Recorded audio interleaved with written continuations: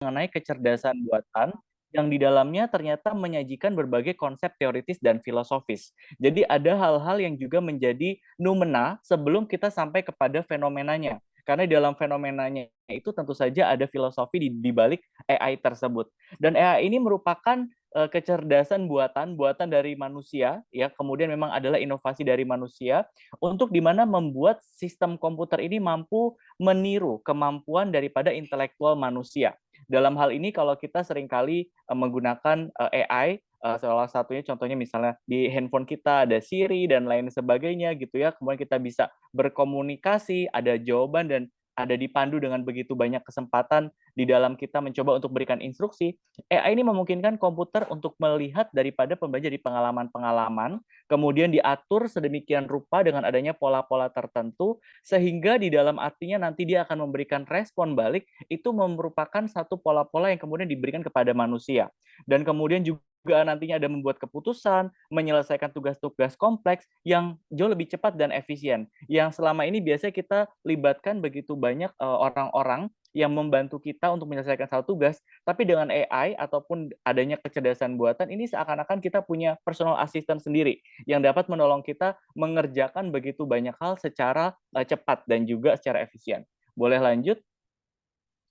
Berikutnya adalah di dalam konteks kita punya yang nanti namanya faktor-faktor yang mempengaruhi AI, ya. Boleh di next slide ini. Di dalam konteks faktor-faktor yang mempengaruhi AI, di sini ada beberapa cara bagaimana kita bertindak dan juga berpikir.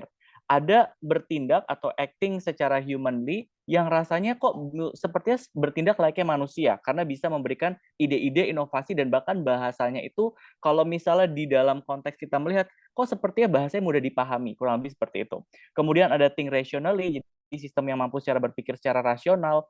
Kemudian thinking secara humanly, sistem yang bisa berpikir secara seperti halnya manusia. Dan juga acting secara rationally.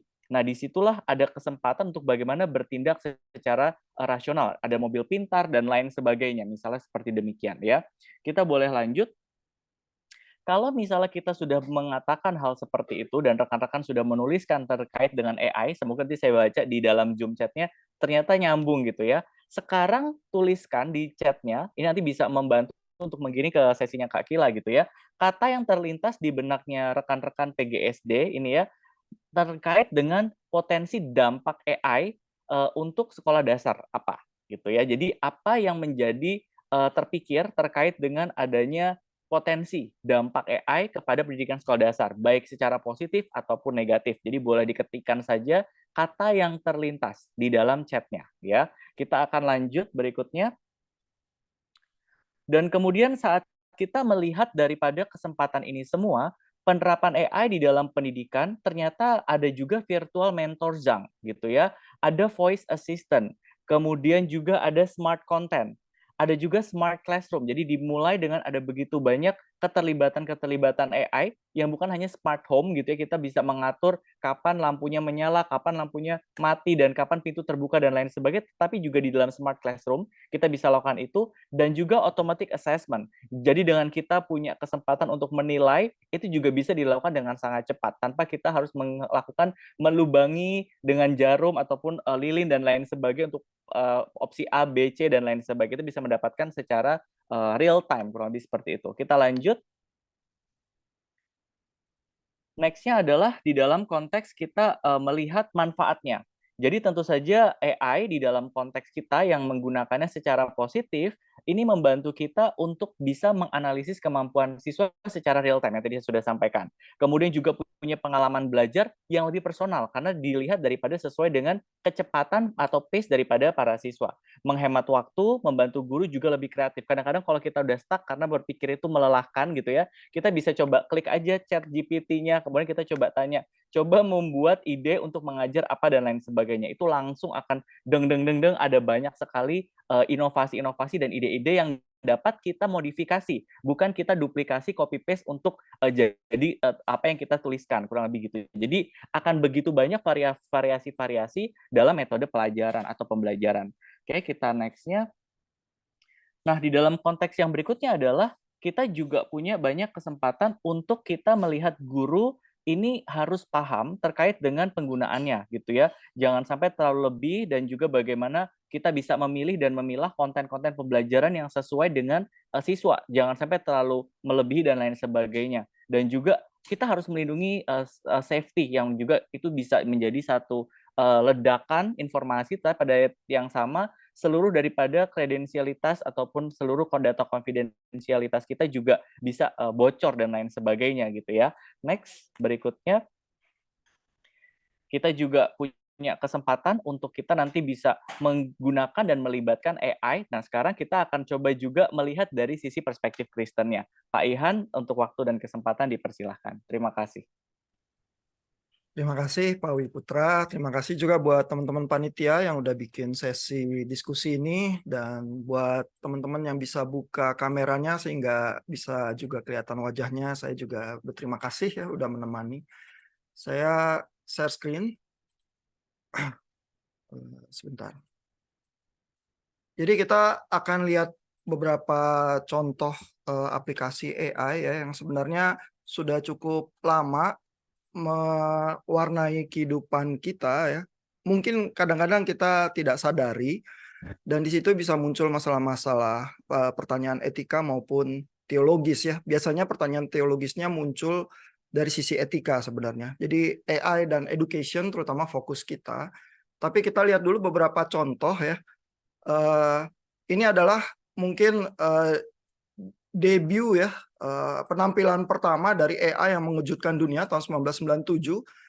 Juara dunia catur Garry Kasparov itu kalah melawan komputernya IBM yang diberi nama Deep Blue ya.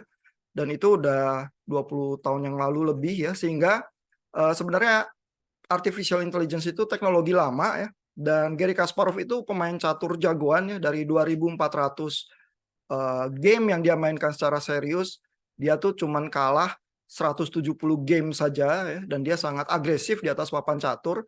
Tetapi hari itu dia melawan Deep Blue, dia mengalami berbagai kesulitan karena pertama dia nggak bisa persiapan. Deep Blue nggak pernah punya library permainannya dia sebelumnya, sehingga Kasparov yang cerdas ini mainin pembukaan yang dia belum pernah mainkan juga seumur hidup ya, dengan harapan Deep Blue-nya nanti bingung, karena Deep Blue-nya pasti udah dipersiapkan membaca seluruh library permainannya Garry Kasparov gitu ya. Tetapi satu yang Kasparov itu tidak menduga hari itu adalah dia tahu mesin itu nggak bisa main strategi jangka panjang. Jadi mainnya selalu brute force ya.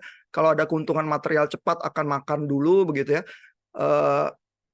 Mesin itu sulit main positioning ya, main mengorbankan sesuatu untuk keuntungan posisi jangka panjang. Tapi pagi hari itu Deep Blue itu ngorbanin kuda untuk keuntungan posisi, sehingga Kasparov itu kaget bahwa mesin itu bisa melakukan hal yang seperti itu, terus percaya dirinya jatuh, terus dia dikalahkan ya oleh Deep Blue tahun 1997. Nah, sebenarnya isi dari AI ya, atau komputer yang bisa seolah-olah mencerminkan kecerdasan manusia itu seperti apa sih? Jadi dalamnya sebenarnya isinya prosesor ya, komputer-komputer kecil begitu ya. Tapi jumlahnya sangat banyak ya. Setiap prosesor ini melakukan operasi yang sederhana aja, ada angka dikalikan dengan angka tertentu yang lain, lalu dijumlahkan seluruh inputnya keluar melewati fungsi tertentu, lalu ada angka yang dihasilkan. Setiap titik ini, setiap nodes ya istilahnya melakukan operasi yang semacam itu. Nah, tetapi operasinya prosesornya banyak dan berlapis ya, ditaruh di dalam lapisan-lapisan tertentu, meniru jaringan saraf manusia yang di otak manusia itu neuronnya itu ada jutaan begitu ya di dalam otak kita yang melakukan setiap kali melakukan komputasi semacam itu. Di era komputer tahun 90-an prosesor itu masih single processing biasanya begitu ya, sehingga dari mana ya kemampuan otak manusia itu, walaupun setiap sel itu sangat lambat ya, cuman mungkin 20 milisecond cara kerjanya, jauh lebih lambat dari komputer.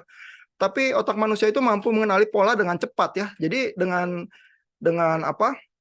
ide tersebut yang meniru jaringan otak manusia, prosesor-prosesor ini disusun di dalam lapisan ini. Setiap perhitungan itu dioper ke lapisan yang berikutnya ya, sehingga keluar di output ini setiap susunan komputasi ini bisa diatur sedemikian rupa sehingga input tertentu mengeluarkan output tertentu. Misalnya Di inputnya misalnya adalah gambar yang isinya adalah informasi pixel dari setiap gambar itu ya. Jadi kalau kita punya gambar, tulisan tangan, terus ada setiap titiknya hitam atau putih begitu ya, bisa diatur inputnya ini, informasi itu, dan di outputnya ini misalnya bisa diatur supaya ada output yang melambangkan alfabet ya, misalnya A, B, C, D, E, sampai Z, sehingga kalau jaringan saraf tiruan ini diberikan gambar-gambar latihan, misalnya tulisan tangan yang A, B, dan C, dan latihan itu banyak ya, lama-lama dia bisa mengenali tulisan tangan.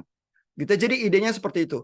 Mesin yang punya kemampuan komputasi, jumlahnya banyak prosesornya, lalu diberi data latihan yang sangat banyak, sehingga dia bisa mengenali pola-pola tertentu, nanti dia bisa mengenali misalnya tulisan tangan. Gitu ya. Jadi idenya sederhana, meniru jaringan saraf tiruan.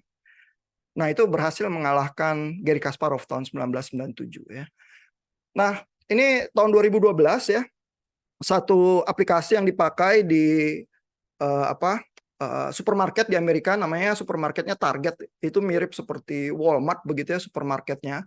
Dan di Walmart ini dia pakai data analisis yang ada di supermarketnya untuk meramalkan apakah seseorang itu hamil atau tidak. Nanti kalau ketahuan seseorang itu hamil ya, dan ini artikel di Forbes ini jadi viral ya tahun 2012 itu karena ternyata ada orang yang dikirimi produk bayi, terus anekdotnya adalah bapaknya marah di rumah itu karena di rumah saya nggak ada yang hamil gitu ya, melabrak targetnya, terus ternyata anaknya beneran hamil gitu ya. Jadi data science itu dipakainya bagaimana ya? Rupanya ada market basket analysis namanya. Kalau orang tuh belanja produk-produk tertentu ya yang berhubungan misalnya tas yang besar atau suplemen vitamin ya atau karpet yang buat bayi begitu ya atau sabun-sabun atau lotion tertentu yang kurang berbau ya. Kalau belanjaan-belanjaan itu banyak yang cocok begitu ya, maka ada kemungkinan sekian persen ya bisa diramalkan orang itu hamil gitu ya. Nah, sehingga bisa ada algoritma tertentu ini yang nge-track seberapa kemungkinan orang hamil, terus dia bisa dikasih advertisement iklan yang targeted begitu ya. Dan kalau keluarga itu ada yang kelahiran bayi ya, biasanya pola belanja keluarga itu berubah karena kalau ke supermarket tertentu nanti family itu atau keluarga itu terbiasa ke supermarket itu, terus nanti lama-lama belanja ke situ terus begitu ya. Nah, ini aplikasi yang lain ya. Kalau ada mesin X-ray, ini artikelnya baru tahun 2020 waktu pandemi ya. Mesin X-ray itu hasilnya ya, kalau dibaca oleh dokter yang ahli, terus dikasih penilaian ya, oh ini paru-paru yang sehat atau paru-paru yang sakit. Terus datanya sangat banyak ya, ratusan ribu misalnya ya. Maka kalau AI-nya dilatih dengan data-data itu, dia bisa mengenali nanti paru-paru yang sakit dan sehat itu seperti apa. Ya, ini ada kasus orang yang kelihatannya nggak apa-apa ya, nggak ada simptom COVID-nya, tapi di X-ray, X-ray-nya dibaca oleh AI, AI-nya bilang ini sakit nih, paru-parunya pneumonia, terus belakangan dites COVID ternyata beneran positif COVID. Ya, jadi ini idenya adalah waktu di awal tahun 2020 ini ada COVID, testing itu susah dan mahal ya, testing PCR tuh harganya di Indonesia masih 2 juta lebih, tapi mesin ronsen kebanyakan orang punya. Dan kalau AI itu tersedia ya, terus dokter itu kadang di daerah terpencil susah, tapi kalau ada hasil ronsennya, terus ada AI yang bisa baca, maka diagnosis yang cepat itu bisa dilakukan dengan bantuan AI. Ya, ini salah satu aplikasi yang sebenarnya udah jadi sehari-hari sekarang udah banyak dipergunakan juga. Nah, ini aplikasi yang lain ya. Ini adalah aplikasi yang dipakai di dunia farmasi. Menemukan obat itu mahal dan clinical trial juga mahal karena harus menguji obat itu di populasi yang jumlahnya ribuan gitu ya. Kalau ternyata gagal, obat itu tidak menghasilkan kesembuhan, itu kerugian uangnya bisa banyak ya. Makanya harga obat itu cenderung mahal. Nah, kalau AI itu dipakai untuk membaca hasil penelitian, sehingga bisa ada kandidat zat yang mungkin bisa berguna untuk obat itu lebih sedikit yang harus dites ya, misalnya 10 atau 20 saja zat itu ya. Maka kalau pengembangan obat itu yang makan waktu 4-5 tahun bisa direduksi jadi 8 bulan, idenya adalah nanti harga obat bisa lebih murah dan lebih terjangkau. Ya, jadi AI-nya disuruh baca data-data hasil penelitian, dilatih dengan itu, terus suruh meramalkan yang mana yang sebenarnya berpotensi untuk uji klinik, karena uji klinik itu mahal, gitu ya. Nah, ini kerjaan mahasiswa teknik elektro ya. Kalau mereka ikut kelas data science, mereka termasuk salah satu yang dilakukan berusaha prediksi pakai data-data COVID ya. Data COVID-nya bisa didapat dengan mudah di internet, terus mereka pakai Python ya. Nah, tapi predicting COVID itu sulit karena ini ada kurva yang di bagian atas dan bagian bawah. Bagian atas itu dari Indonesia ya. Pergerakan kurvanya sumbu X itu adalah jumlah kasus baru per tanggal tertentu, sumbu Y-nya jumlah kematian ya. Yang di bawah ini punyanya Inggris ya. Nah, kelihatan yang gelap itu adalah data-data yang awal yang waktu COVID Delta ya. Kelihatan waktu angka kasusnya naik, angka kematiannya naik juga, tapi nggak seketika dan nggak bersamaan ya. Jadi ada delay kira-kira 14 hari gitu ya. Jadi kalau angka yang sakit itu naik, begitu sampai puncak, angka kematiannya belum sampai puncak, terus lama-lama kalau angka kasusnya turun, angka kematiannya baru sampai puncak. Karena orang yang terjangkit mungkin dirawat dan lain sebagainya setelah 2 minggu, terus baru ada menjadi angka kematian gitu ya. Nah, yang bagian bawah yang warna agak terang ini waktu Omikron. Jadi tampak bahwa yang Omikron memang angka kematiannya lebih rendah ya. Yang Delta itu lebih tinggi ya. Tapi ada delay tertentu ini. Pertanyaannya adalah apakah AI bisa meramal ya.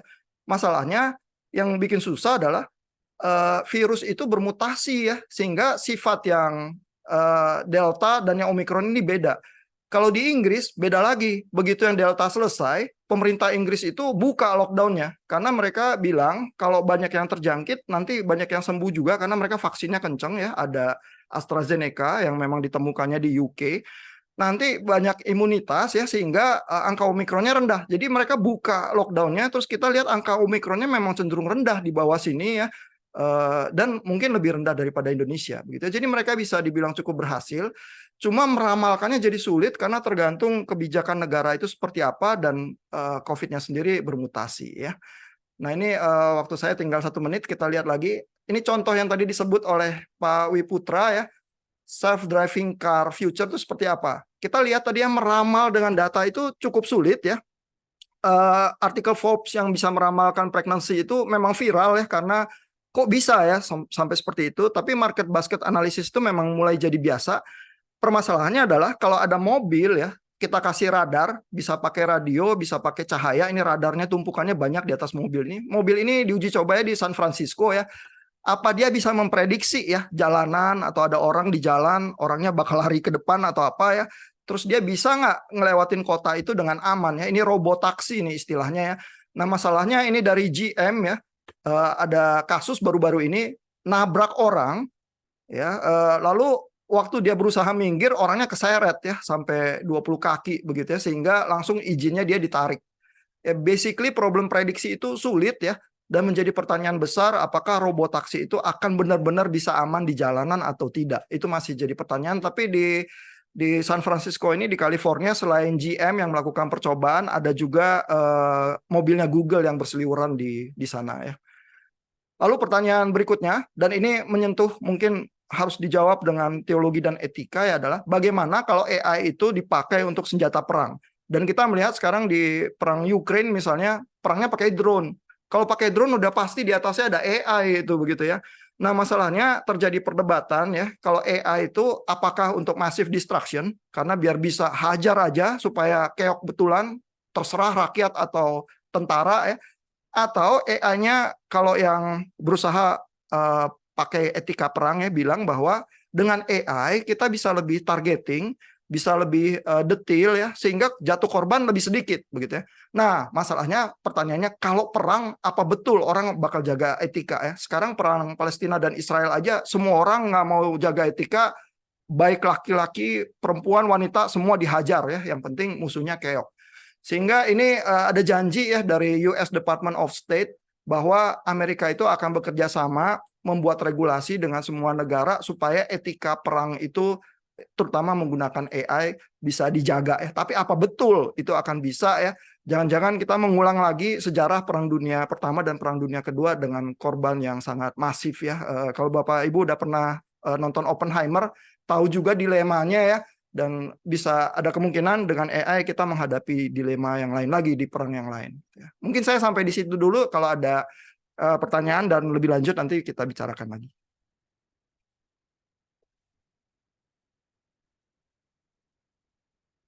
Sorry waktunya kelewatan 1-2 menit. Saya kembalikan kepada moderator.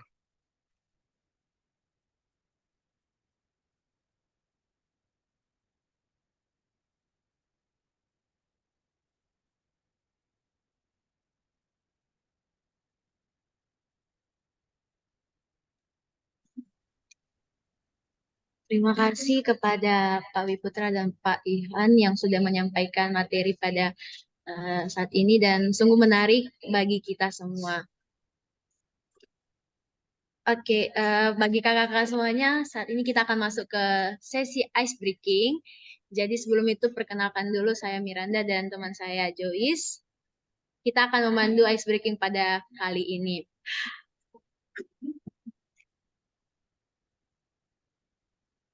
Oke kakak-kakak semua, jadi ice breaking kita kali ini adalah menyusun huruf. Peraturan permainannya adalah 1. Soal berupa kata yang hurufnya sudah diacak dan akan ditampilkan selama 10 detik. Setelah 10 detik berakhir, peserta dapat menjawab soal dengan memberikan reaction berupa raise hand terlebih dahulu. Peserta yang tercepat memberikan reaction, maka peserta tersebut yang akan diberi kesempatan untuk menjawab dengan mengaktifkan mic dan tidak diizinkan melalui chat. Apakah kakak-kakak semua sudah mengerti? Kalau sudah mengerti, silakan kasih reaction ya kakak-kakak. Oke, langsung saja kita mulai ya. Tapi sebelum kita mulai, kita mau simulasi dulu. Mungkin kakak-kakak bisa perhatikan layarnya. Kita mulai ya. Kita akan hitung 10 detik dari 3, 2, 1.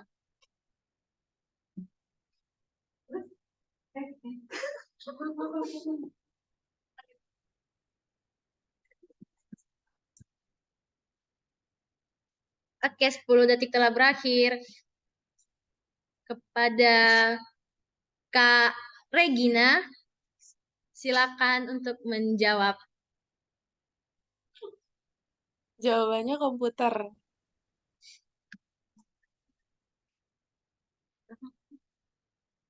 Bisa Oke Kak, silakan sampaikan.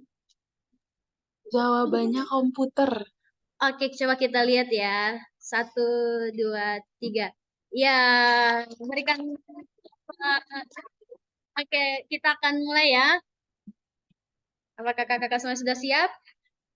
Oke, kakak-kakak semuanya diharapkan untuk menghapus reaction-nya. Oke, kita mulai ya. 10 detik dari 3, 2, 1.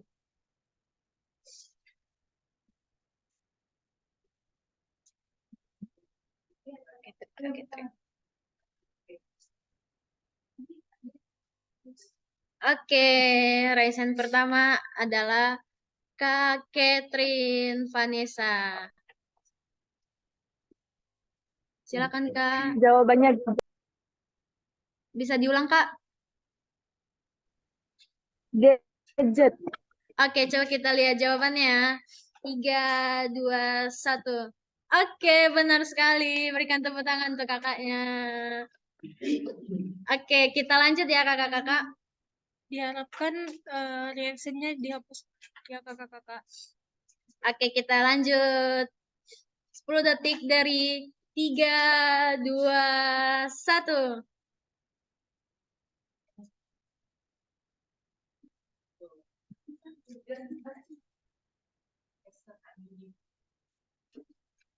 Oke, reaction pertama adalah Kak Esther. Silakan Kak.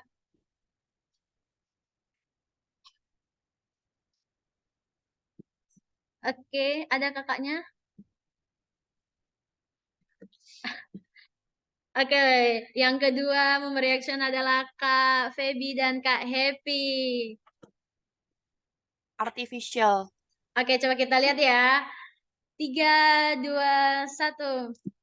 Oke, benar sekali. Boleh saya kasih reaction-nya. Oke, kita lanjut lagi. 10 detik dari 3, 2, 1.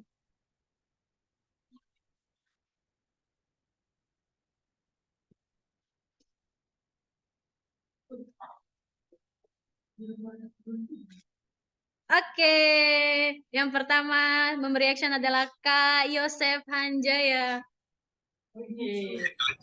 Oke, intelijen. Oke, coba kita lihat ya. 1, 2, 3. Oke, benar sekali. Berikan reaction tepuk tangan untuk Kak Yosef. Kita lanjut lagi ya, Kak. Dimohon untuk menurunkan reaction-nya. Oke, 10 detik dari 3, 2, 1.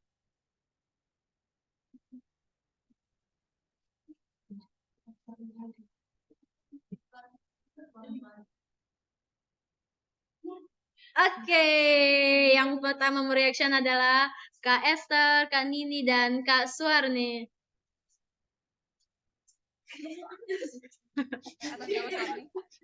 Jawaban kami itu teknologi. Oke, kita coba lihat ya, Kak. 1, 2, 3. Oke, benar sekali. Bisa beri reaction plus ya untuk kakak-kakaknya. Oke, minta tolong kakak-kakak untuk menghapus reaction-nya. Kita lanjut lagi ya, kakak.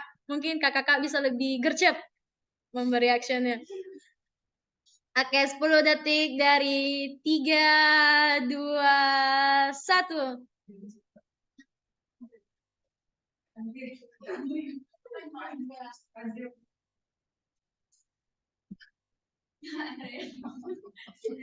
Oke, pemberi reaction pertama adalah Karika.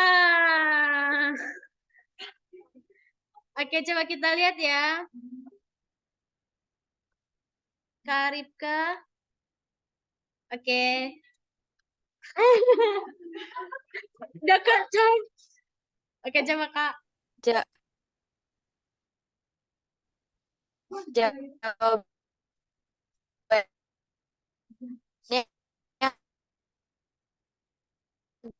Google. Oke, kita coba lihat ya, Kak.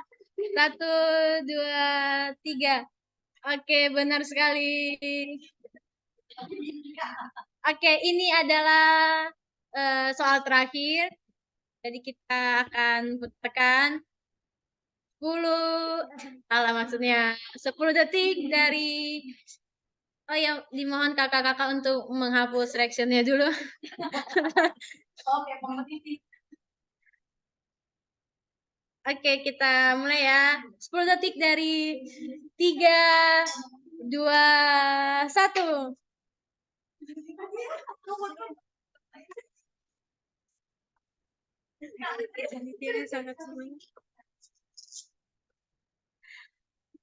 Oke, yang memberi reaction pertama adalah Kak Andrea dan Kak Enda.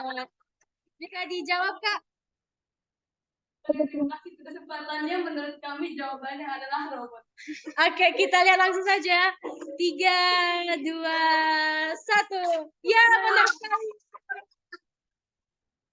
Oke, demikian terakhir ice breaking kita. Dan kami kembali mengundang Kak Karmel untuk melanjutkan sesi berikutnya. Terima kasih. Terima kasih untuk kakak-kakak. Terima kasih untuk ice breaking-nya. Jadi udah panas ya ini ya. Setelah kita mendengarkan sesi presentasi dari Pak Wiputra dan Pak Ihan yang sangat-sangat memberkati pastinya ya kan. Kita tahu nih dampaknya, kita tahu apa sih kelebihan AI. Nah, kita akan masuk ke sesi talk show. Sebelum itu, izinkan saya memperkenalkan narasumber yang ketiga nih. Jadi kita ada 3 narasumber. Siapa ya? Tadi udah ke-spill sih siapa. Jadi narasumber ini teman saya sendiri, Priscilla Paramita Febiana,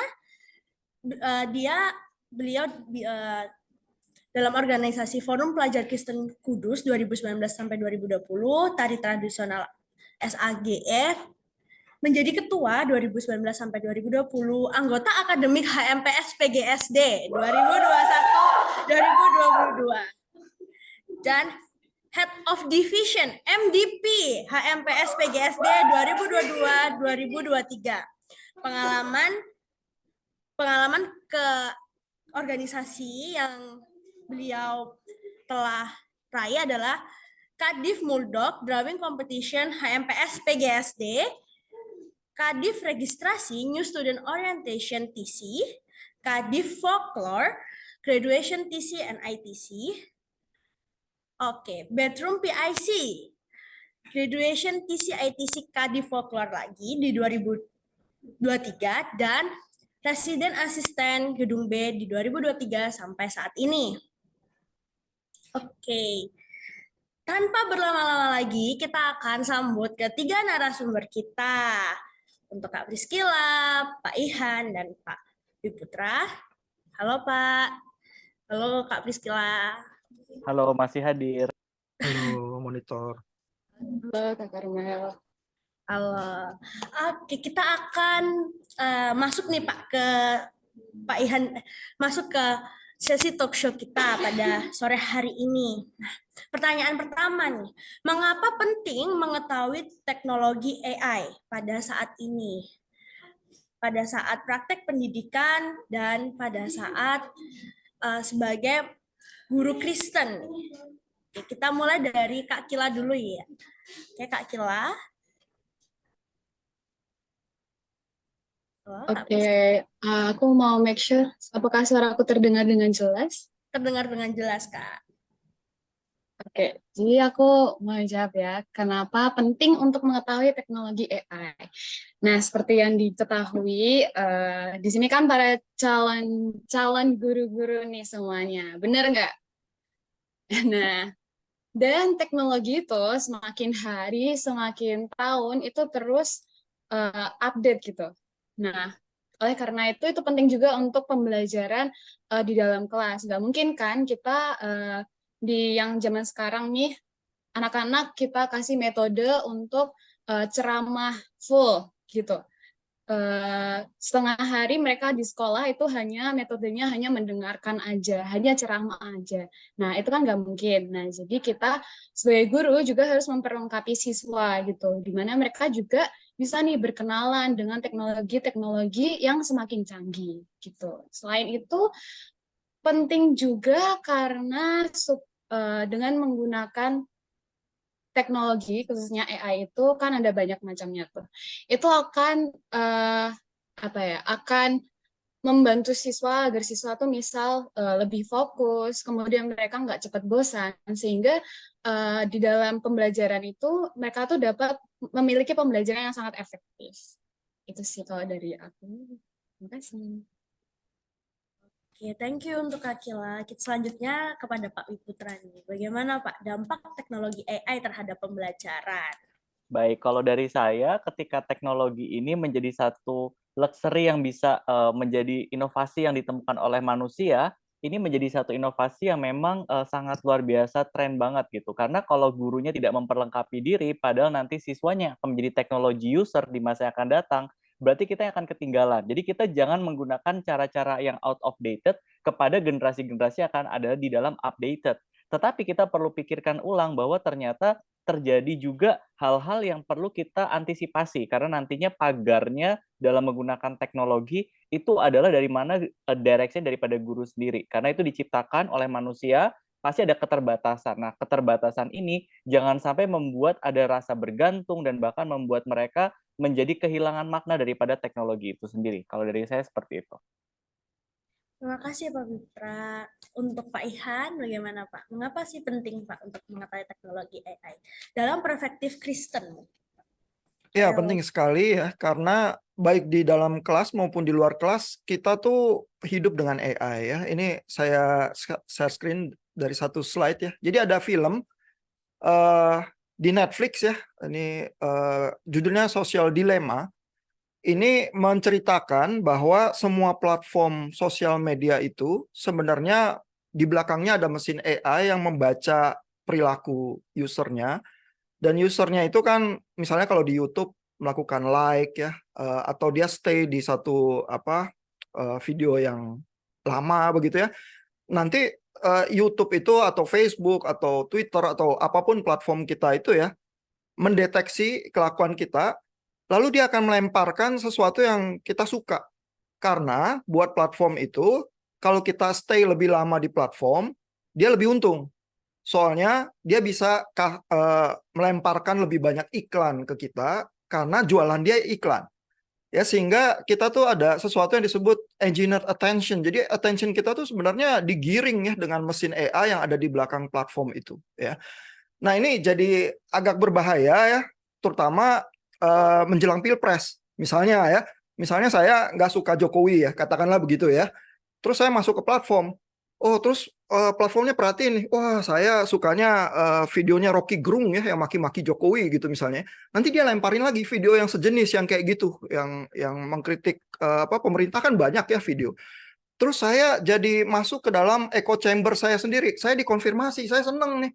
Oh memang nih Jokowi pemerintah payah begitu misalnya ya. Nah lalu kalau orang lain masuk ke platform yang sama ya, baik itu Facebook, Twitter atau YouTube begitu ya, katakanlah dia justru yang pro Jokowi, dia akan dikasih video-video yang lain karena dia like-nya yang lain itu. Terus nanti kalau saya ketemu sama dia ya, katakanlah Pak Wiputra di jalanan gitu ya, terus kita berantem. Jadi platform ini memecah belah kita, dan semua platform itu di belakangnya ada AI. Even katakanlah kita belanja di Tokopedia gitu ya, Tokopedia itu memeriksa kelakuan kita belanjanya apa aja, dia akan lemparin tuh. Kita nulis search keyword aja ya di Google atau di Topet gitu ya, dia bakal ngengkapin ya ini mungkin yang kamu cari. Ya, dan platform itu kalau dituduh dia memecah belah masyarakat, dia bilang enggak kok. Kita kan menyajikan saja yang diinginkan oleh user. Kita tuh membuat user bahagia. Nah, masalahnya platform kadang-kadang nggak care ya, yang dia lempar itu hoax atau enggak, dia nggak care ya. Sehingga padahal katanya kebohongan itu beredarnya 6 kali lebih cepat ya daripada kebenaran. Kenapa? Karena kalau yang ngomongnya nyinyir ya, kayak Rocky Gerung misalnya ya, yang ngomongnya maki-maki gitu ya, itu lebih cepat tuh, orang lebih panas ya, lebih cepat beredar di sosial media. Masalahnya kalau masyarakat kita begitu ya, diaduk-aduk sama AI, apakah kebenaran itu tidak bakal menang? Nah, kesadaran tentang kehidupan kita yang berdampingan dengan AI kayak gitu ya, bukan cuma perlu untuk guru-guru, tapi perlu juga untuk generasi kita yang berikutnya tuh, bahwa kita tidak dengan mudah ya dipermainkan oleh platform ya, dan mungkin juga supaya kita tahu caranya melindungi diri sih ya. Mungkin itu problem yang kita lempar, nanti bisa didiskusikan lebih lanjut. Terima kasih Pak Ihan. Pantesan ya Pak, kalau saya scroll TikTok itu, kalau saya like itu banyak yang keluarnya semacam itu. Oh iya, karena di belakangnya pasti ada AI-nya sih. Benar-benar. Jadi dapat saya simpulkan mengapa penting, yaitu dapat membantu guru memperlengkapi diri, terus kita tuh tidak terlepas dari AI dan tahu cara mengatasinya. Nah, pertanyaan berikutnya Pak dan Kak Kila, bagaimana teknologi ini diterapkan dalam konteks pendidikan? Mungkin saya dengar Kak Kila ini kemarin ambilnya itu papernya tentang AI ya Kak ya. Nah, gimana sih Kak cara penerapannya nih dalam konteks pendidikan? Oke, ya benar banget ya Kak Karmel. Kemarin saya PPL 2 itu mengambil konteks AI gitu. Sebenarnya awalnya saya tertarik dengan kayak yang kemarin tuh baru-baru booming tuh, kayak ChatGPT gitu-gitu ya. Pasti teman-teman tahu lah ya. Dan itu dampaknya kalau kita gunakan secara negatif itu sangat berbahaya banget nih buat dunia pendidikan, karena apa-apa pakai ChatGPT apalagi bahkan kayak paper ya teman-teman, atau makalah itu bisa loh dikerjakan hanya lewat ChatGPT gitu. Nah, ini kan menarik banget. Jadi kemarin saya mencoba untuk mengambil topik AI ini.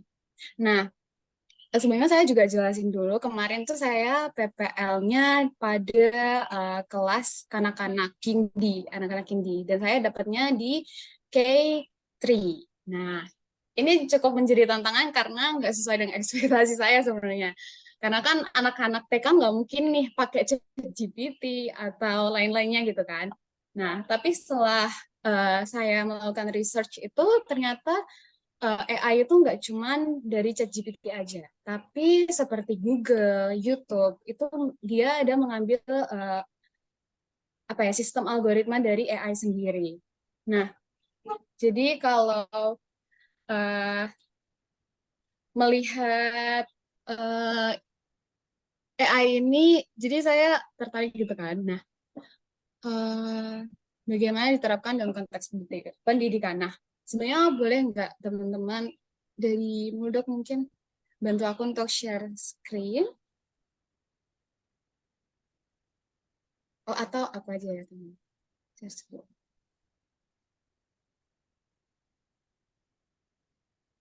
Nah, aku akan share ke teman-teman aplikasi media digital apa sih yang aku pakai selama bulan next slide.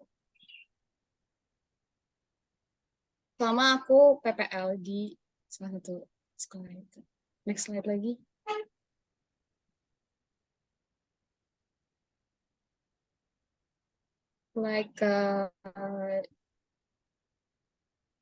Next lagi boleh Kak?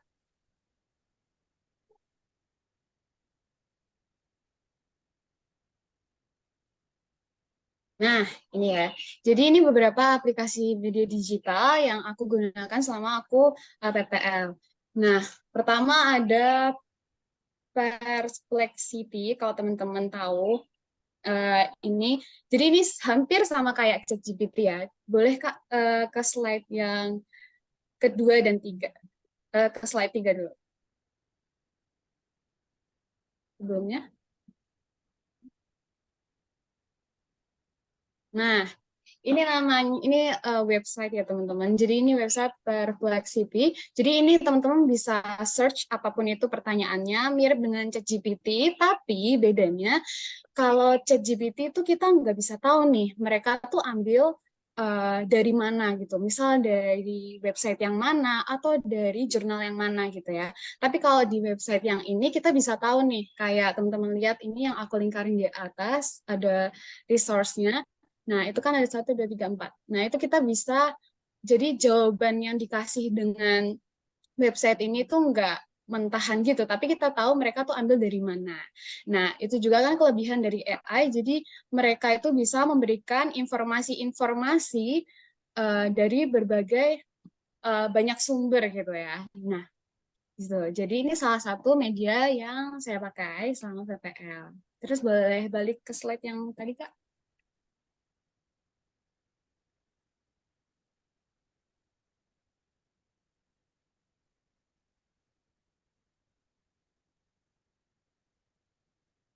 Oke, selanjutnya nggak cuman itu aja, aku juga pakai seperti YouTube. Jadi kalau Perplexity itu aku bisa coba cari materi-materi untuk anak-anak Kindi itu, materi yang pas.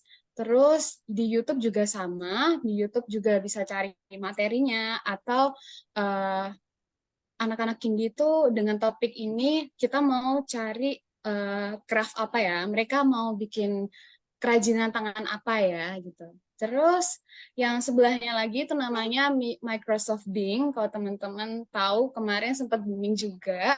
Jadi Microsoft ini bisa bantu kita untuk bikin ilustrasi atau Illustrator. Nah, biasanya kayak misal gambar orang gitu, tapi jadi apa ya? Kayak lebih fiktifnya gitu lah. Nah, terus ada juga Pinterest. Pinterest itu kemarin saya juga cari untuk referensi lembar kerja siswa ataupun materinya. Lalu karena saya sudah mengobservasi sebelumnya karakteristik dari setiap anak itu, seberapa jauh karakternya mereka, kemudian perkembangan motorik halus ataupun kasarnya mereka. Jadi saya setelah mencari referensinya, saya bikin sendiri nih, sesuai dengan karakteristik yang sesuai sama kelas yang saya ajar. Kemudian ada Google, teman-teman pasti juga tahu Google kita bisa cari materinya. Nah, selain itu, selain software, aku juga pakai beberapa aplikasi hardware-nya. Kayak di sini proyektor dan juga laptop. Nah, jadi itu beberapa aplikasi media digital ataupun media digitalnya yang bisa digunakan untuk kegiatan konteks pendidikan ini. Oke, thank you Kak Kila. Nah, kita juga mau dengerin nih, bagaimana sih teknologi ini diterapkan dalam konteks pendidikan Kristen, dari perspektif Kristen. Pada Pak Ihan, saya persilahkan. Oh, terima kasih, Bu Karmel. Ini saya ada satu kasus ya, nggak mesti pendidikan Kristen ya. Ini dari majalah Wired. Artikelnya cukup baru, Juni 2023. Ada startup baru namanya Check ya. Check itu idenya adalah membuat aplikasi untuk siswa-siswa sekolahan bisa latihan exams atau term paper ya, terus dikasih feedback sama Checknya. Nah, lalu OpenAI itu kan rilis ChatGPT 4. Jadi idenya si Check adalah ya udah pakai ChatGPT aja untuk nolongin siswa-siswa ini. Mereka tuh bayarnya $16 lah per bulan gitu ya. Tapi akibat begitu ya, tadinya si Checknya pingin pakai ChatGPT untuk mempermudah tugasnya dia. Ternyata orang-orang malah cabut dari Checknya, nggak mau pakai lagi, terus diam-diam pakai ChatGPT-nya aja langsung gitu karena free, terus lebih cool gitu ya. Jadi dengan kata lain, yang ditakutkan orang-orang bahwa AI akan merebut kerjaan orang ya, di dalam hal ini mungkin guru-guru atau mentor yang ada di Check terbukti menjadi kenyataan. Ya, jadi itu semacam teka-teki juga yang saya lemparkan, bisa untuk diskusi lebih lanjut. Kita pikir kita mau memanfaatkan AI untuk pendidikan, ternyata AI-nya merampas kerjaan mentor atau guru-gurunya gitu ya. Terus lantas bagaimana? Mungkin moral ceritanya adalah ya kalau jadi guru kita harus menawarkan yang lebih dari AI. Kalau enggak, kalau kita cuma setaraf AI doang, ya nanti orang ke AI aja, nggak butuh kita lagi. Oke, terima kasih Pak Ihan. Selanjutnya kita akan dengarkan jawaban dari Bapak Wiputra. Bagaimana teknologi ini dapat diterapkan dalam konteks pendidikan? Oke, baik. Kebetulan ini karena tadi laptop saya terpental, jadi saya menggunakan gawai di sini. Rekan-rekan, tadi saya sempat kirimkan ada link, karena saya juga membantu untuk proses Kampus Merdeka, yang dimana kita punya banyak program magang studi independen gitu ya. Saya melihat ternyata di dalam mereka mengemas yang namanya studi independen gitu, di situ mereka menghadirkan kurikulum yang berbasis AI. Nah, di sana ada juga yang kita sebut sebagai machine learning dengan materi generative AI, kemudian ada cloud computing dengan materi introduction to AI dan applied machine learning, dan juga mobile development dengan materi introduction to AI and applied machine learning. Nah, di sini mereka akan mempersiapkan beberapa pembelajaran-pembelajaran begitu, yang kemudian nantinya mereka akan dikelompokkan dengan mahasiswa dari universitas yang lain dan akan diberikan satu proyek. Nah, proyeknya ada tutorial atau mentor-mentor yang membantu gitu. Nah, salah satu yang saya lihat sebagai luaran dari program ini, ada yang membuat beberapa aplikasi-aplikasi yang dapat digunakan untuk kesejahteraan manusia di dalam konteks nantinya. Ada yang membuat koperasi secara digital gitu ya. Namanya Konco Bajari juga, ini salah satu ini aplikasi yang digunakan dalam kesempatan berinovasi dengan para dosen juga. Kemudian juga ada mahasiswa dari kampus Medan, itu dia langsung di-hire oleh Google yang ada di Jakarta untuk dia bekerja di sana karena dia menghasilkan satu aplikasi yang juga membantu atau menolong untuk kedepannya. Nah, pemantik-pemantik seperti ini menjadi kesempatan bagi kita bukan hanya sebagai user atau pengguna, tetapi kita juga perlu untuk menjadi created-nya, jadi creator ataupun menciptakannya. Tapi kita perlu ingat, menciptakan secara kapasitas manusia itu sangat terbatas, karena kita sudah terpolusi dengan dosa, dengan kapasitas kita yang juga sudah begitu banyak hal yang ada dengan keterbatasan. Jadi setiap kita mengatakan bahwa kita mencipta, tentu saja kita tidak mencipta. Kita sedang menemukan apa yang Allah sudah ciptakan dengan kita mencoba membuka singkap ya daripada yang Allah telah berikan di dalam dunia yang sudah diciptakan. Jadi bagi saya pendidikan di dalam konteks AI, kita bisa memberikan terobosan-terobosan baru karena kita dilatih bukan hanya sebagai pengguna, tetapi juga perancang ataupun perakit. Makanya nggak heran anak-anak sekarang ada kelas coding dan lain sebagainya, yaitu untuk menuntun dia untuk masuk ke dalam pembelajaran AI. Begitu untuk jawaban dari saya. Terima kasih. Terima kasih Pak Wiputra. Jika saya bisa rangkumkan nih, ada singkatan LPM, lihat, pelajari, modifikasi. Jadi bagaimana kita menerapkan teknologi ini di dalam pendidikan, teknologi AI ini harus kita lihat dulu, dipelajari dulu, lalu kita modifikasi agar guru-guru lebih kreatif lagi. Oke, nah kita akan next ke pertanyaan selanjutnya. Ini khusus untuk Kak Kila dan Pak Wiputra nih. Bagaimana cara menggunakan alat-alat AI untuk meningkatkan keefektifan pengajaran? Mungkin dari Pak Wiputra terlebih dahulu. Saya pernah mengikuti satu training di mana ketika kita kadang-kadang bingung dalam membuat soal-soal yang adalah hot, higher order thinking skills, kita bisa menggunakan teknologi yang tadi disampaikan oleh Kak Kila gitu ya. Kita bisa mengetikkan, buatkan 5 soal misal di dalam konteks ini untuk membantu meningkatkan hots-nya. Jadi dengan jawabannya dan disertai references. Tentu saja kita langsung dapatkan hasilnya dari inovasi yang diberikan oleh AI.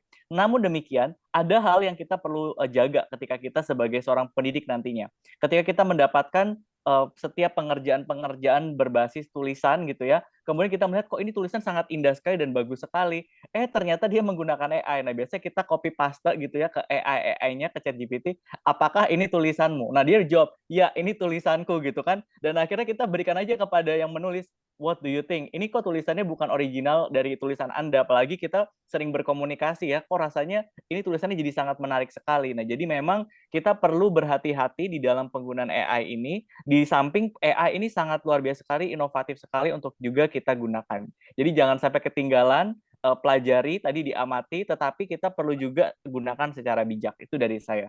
Terima kasih.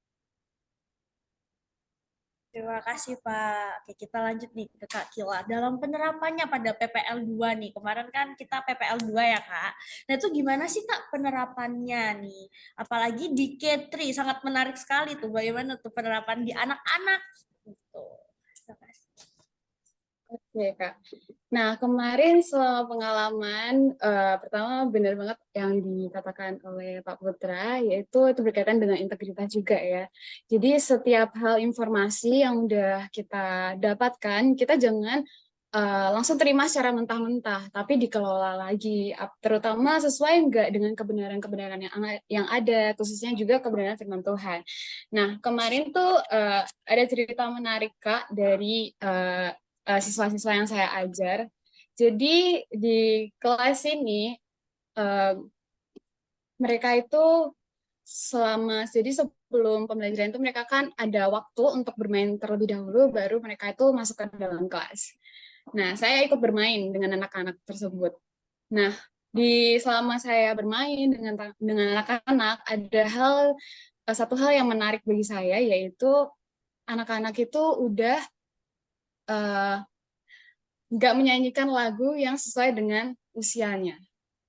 Yaitu mereka nyanyi, teman-teman tahu lah ya lagu-lagu JJ yang biasa kita lihat di TikTok. Nah, anak-anak umuran K3 itu mereka menyanyikan justru menjadi lagu favorit mereka.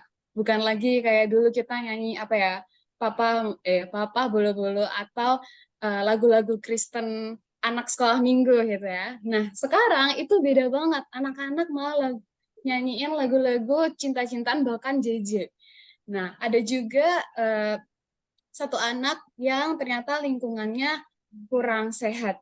Yaitu itu terlihat saat mereka itu ketika mereka bermain sama temennya, mereka itu kayak lebih memperlihatkan perilaku negatif. Misal kayak mereka tuh menendang temennya atau memukul temennya, bahkan jotos-jotosan sama teman-temannya. Nah, setelah saya tanya, siapa yang ngajarin kayak gitu? Kamu lihat dari mana? Gitu ya. Nah, ternyata mereka itu mencontoh dari game online.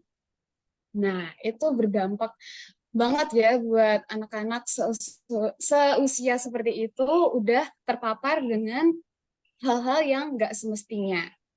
Nah, jadi itu menjadi perhatian.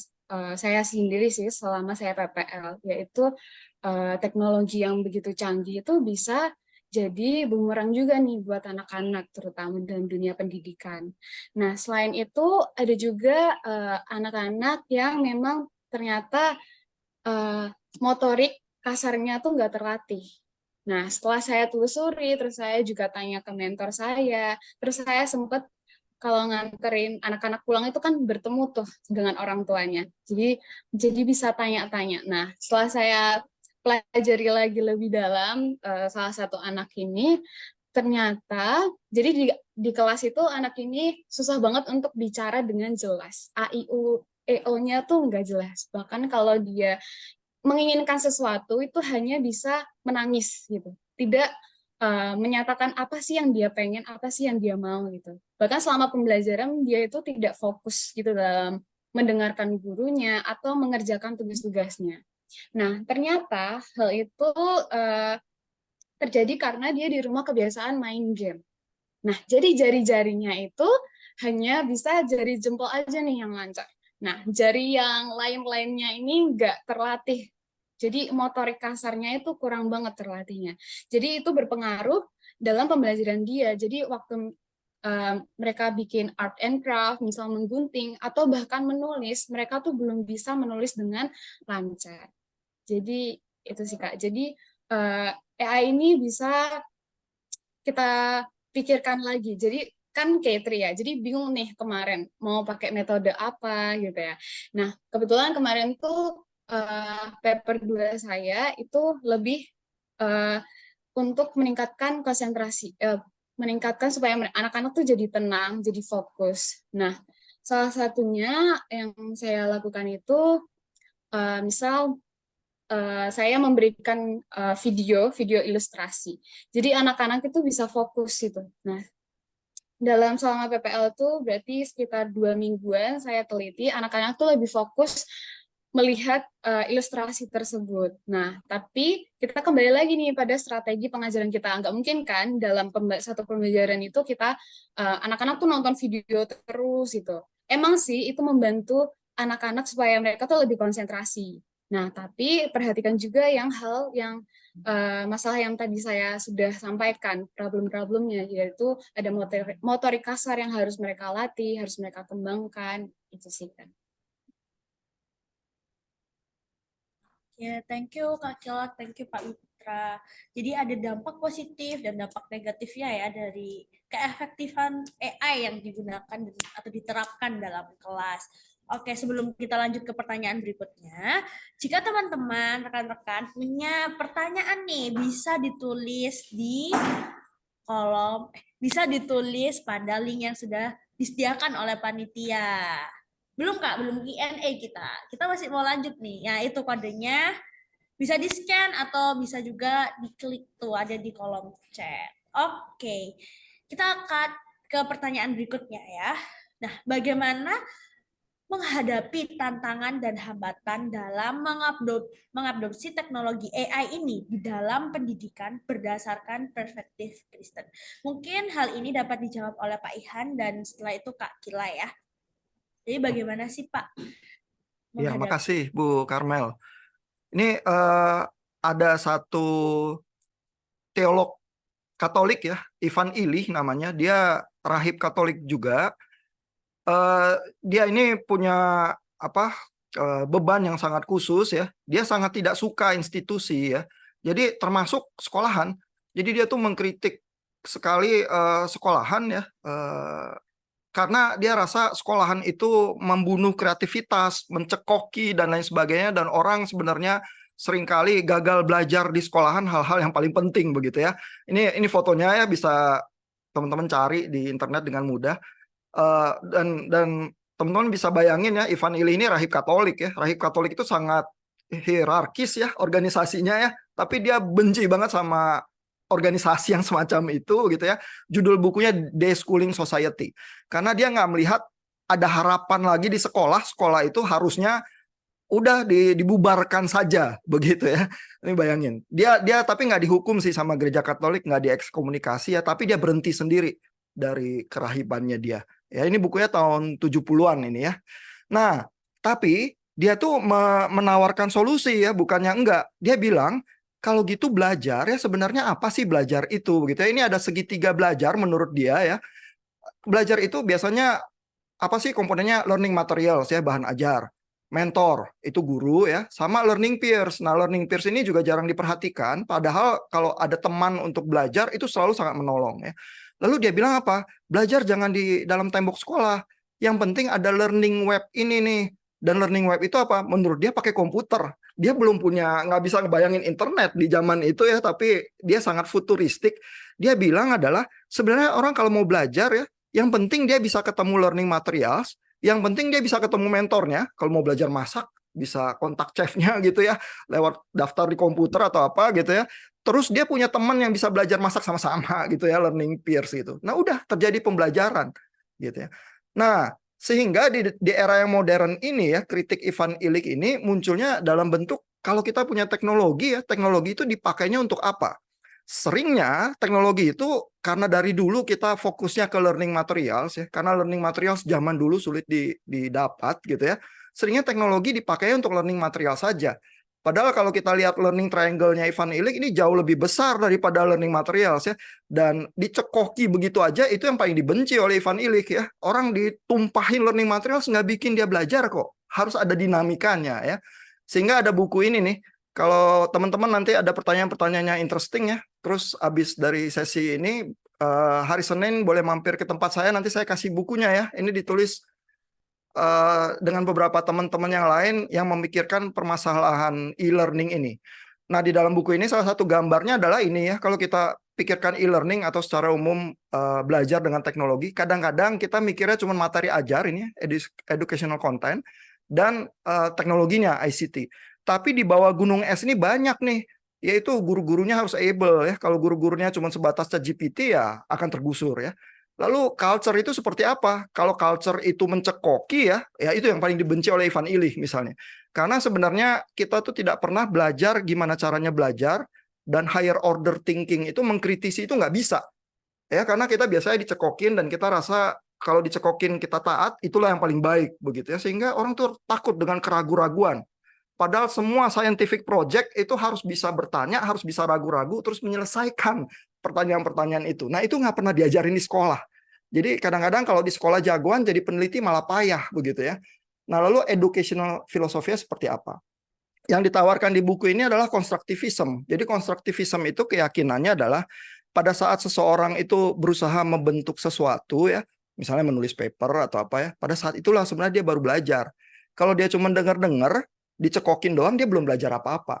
Nah, jadi pertanyaan pentingnya ya adalah kalau kita punya ChatGPT zaman sekarang ya, bukan cuma internet, ChatGPT-nya itu dipakainya buat apa ya?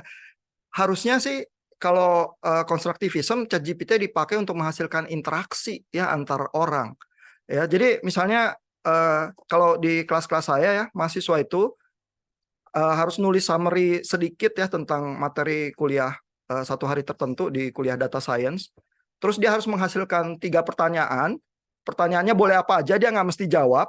Terus dia harus lempar satu pertanyaannya ke ChatGPT, lihat jawabannya ChatGPT, posting lagi di forum ya. Terus abis itu berusaha menjawab pertanyaan temennya. Ya, jadi di dalam movement yang seperti itu, orang tuh belajar bertanya. Karena kalau kita di dunia AI, pertanyaan kita itu yang driving ChatGPT itu. Kalau pertanyaan kita boring, jawaban ChatGPT boring juga. Jadi bagaimana bertanya yang tajam itu menghasilkan jawaban yang lebih tajam ya. Sehingga dengan demikian mahasiswa belajar juga ya berinteraksi dengan ChatGPT seperti apa. Lalu dia juga belajar mengkritisi atau menjawab pertanyaan itu. Bahkan boleh juga mengkritisi jawabannya ChatGPT. Karena ChatGPT itu kalau dibandingkan kebanyakan mahasiswa itu lebih jago, tapi dibandingkan expert rada boring gitu ya. Hal-hal yang diketahui umum banyakan begitu ya. Sehingga bagaimana dia bisa mengkritisi bagian mana yang sebenarnya bagus, bagian mana yang buruk dari jawaban ChatGPT itu.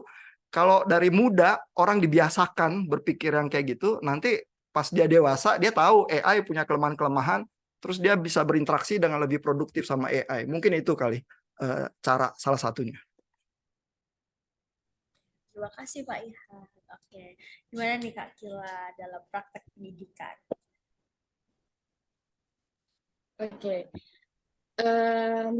untuk mengadopsi AI ini, gimana peranan kita sebagai guru Kristen gitu ya, Kak. Dan sebelumnya saya juga belum jadi guru Kristen sepenuhnya nih, jadi masih belajar juga.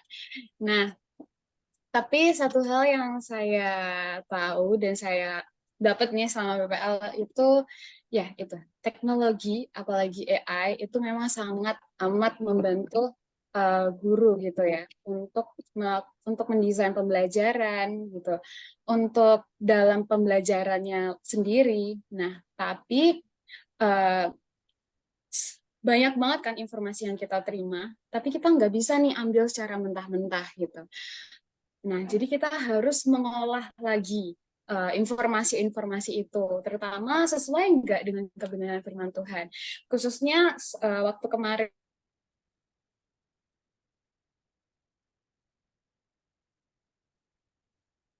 Nampaknya Bu Priscilla terlepas dari Zoom ya.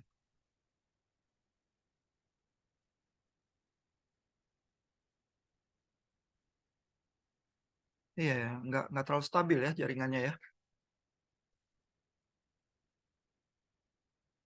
Kita dapat itu ternyata ada kemuliaan Tuhan gitu, yaitu ada hal-hal yang anak-anak tuh tersingkapkan gitu loh. Oh, materi ini misal oh Tuhan menciptakan daun, menciptakan bunga, itu tuh ada fungsinya loh. Terus anak-anak tuh bisa melihat, wih keren juga ya Tuhan kita. Jadi itu sih yang menjadi concern saya, terutama apalagi menghadapi AI itu, gimana kita bisa membawa materi-materi itu, tapi kita juga bisa menyaksikan gitu, gimana sih kebesaran Tuhan dalam materi-materi yang sudah anak-anak terima. Itu sih. Oke, terima kasih Kak Kila dan Pak Ihan, betul banget ya. Jadi kita harus memperhatikan sampai kedalaman. Bagaimana pertanyaan-pertanyaan yang tajam untuk mempertajam, untuk membantu kita untuk belajar. Terus dari pertanyaan-pertanyaan itu juga kita dapat menyadari bahwa Tuhan itu sangat besar dan luar biasa. Baik, kita akan ke pertanyaan berikutnya. Nah, bagaimana cara mengintegrasikan teknologi AI ke dalam kurikulum Merdeka? Kita tahu bahwa saat ini adalah kurikulum Merdeka ya, udah masuk era kurikulum Merdeka. Bagaimana mengintegrasikan teknologi AI ini? Oke, mungkin dimulai dari Pak Wiputra. Iya, kalau dari saya sempat berkunjung ke Balai Guru Penggerak di Sulawesi Utara waktu itu, dan saya sangat menikmati adanya kesempatan untuk pameran bukti karya. Ada satu guru yang memang dia melihat bahwa siswa ini kalau harus datang ke sekolah harus menggunakan moda transportasi yang hanya sekali lewat, kurang lebih seperti itu ya. Dan akhirnya dia mencoba untuk membuat aplikasi, dan aplikasinya adalah aplikasi untuk men-storaging semua sumber-sumber data yang akan digunakan kalau memang moda transportasi tersebut tidak ada. Kita bisa bayangkan karena area yang begitu sangat terjal, terbatas, dan lain sebagainya, ternyata kemerdekaan itu tetap ada bagi para siswa yang memiliki kendala di dalam aksesabilitas, kurang lebih seperti itu. Jadi saya percaya ketika kita punya begitu banyak ide-ide yang sangat luar biasa, tentu saja ide itu bukan hanya lahir dari dalam pemikiran kita mikirin dan lain sebagainya, tetapi dari begitu banyak tools-tools, platform-platform yang ada, tadi bahkan ada disampaikan beberapa oleh Kak Kila gitu ya, salah satunya Pinterest. Di situ ada satu kesempatan bagi setiap guru-guru se-Indo tanah air ataupun secara global gitu ya, meletakkan beberapa contoh-contoh ide yang bisa kita gunakan.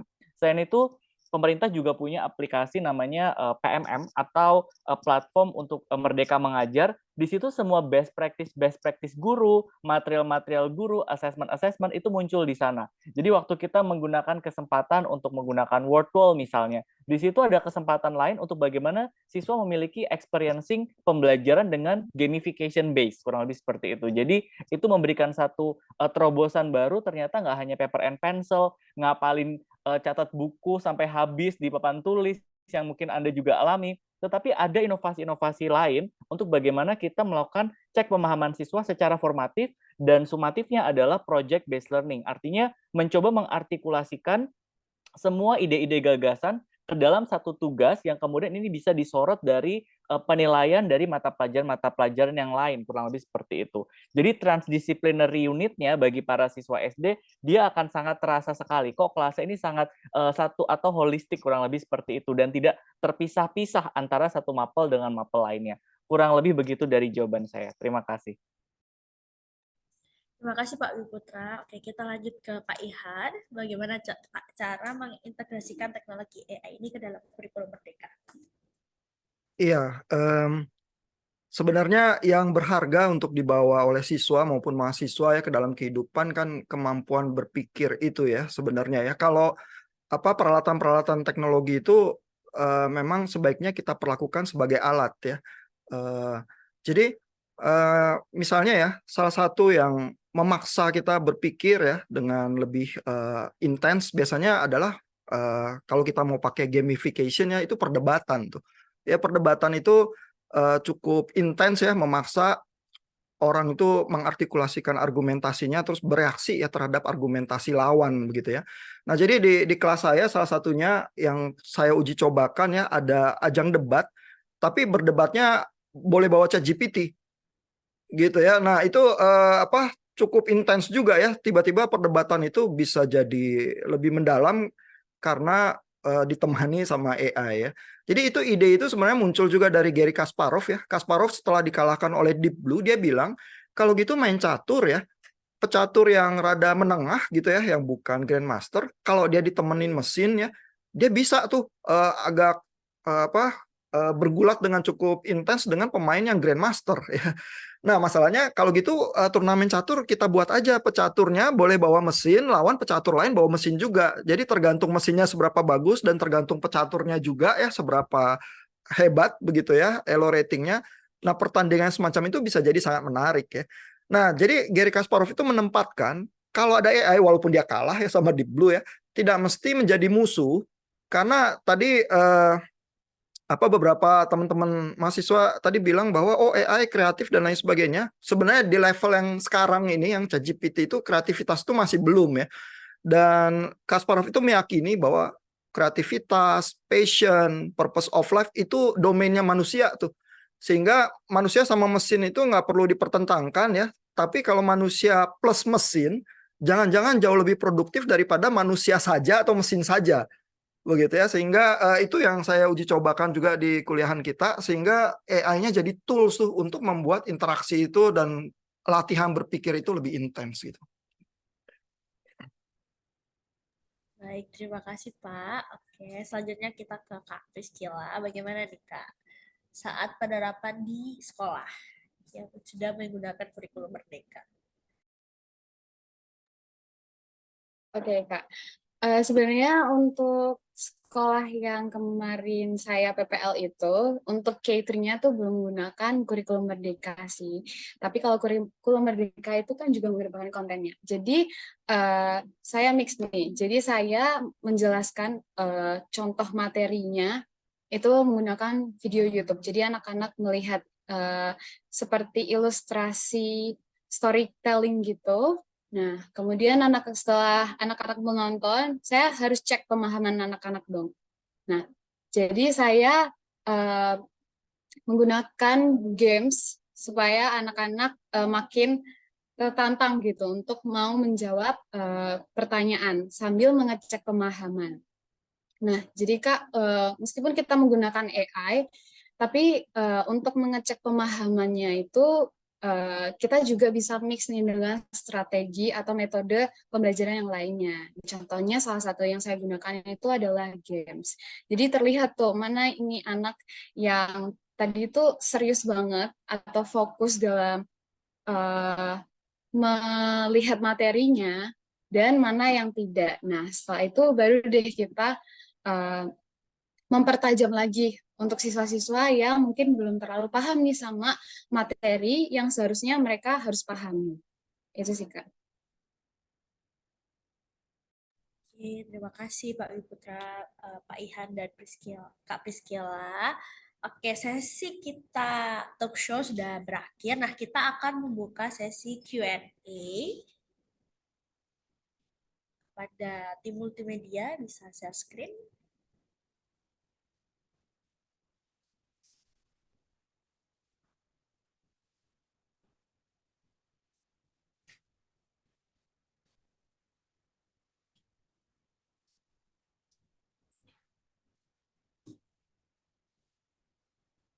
Oke, bisa di-scan jika belum bertanya dan memiliki pertanyaan.